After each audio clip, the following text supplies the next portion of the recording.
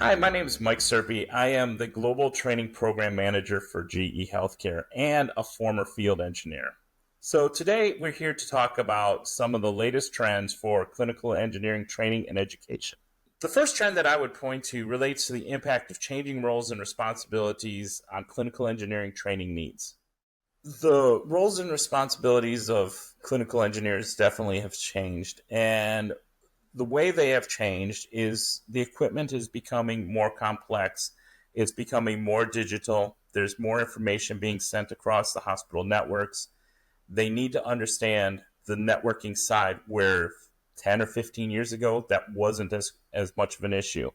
But between networking and cybersecurity, it's going to be the trend of the future and there's no escaping it. So you need to have your clinical engineers trained as best as possible. The second trend I would point to relates to the resource strain that many clinical engineers face. Many clinical engineers are asked to do twice as much with not as many resources as they've had in the past. This is with the changing of the equipment, the different technologies that are in the equipment now.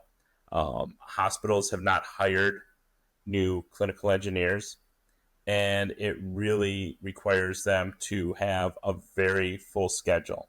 So we want to ensure through training that we can provide them the knowledge they need to free up their schedule by repairing equipment quicker, faster, and with just as much quality as they would if they took 2 hours. They take 1 hour instead.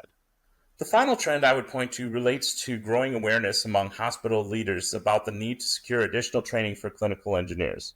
The different types of training that can be considered are anything from a computer-based training, where somebody is just on their computer gaining training through presentations that have already been recorded, distance learning training, where it's typically instructor-led, using simulations, augmented reality, things of that nature in order to get them more familiar with the equipment.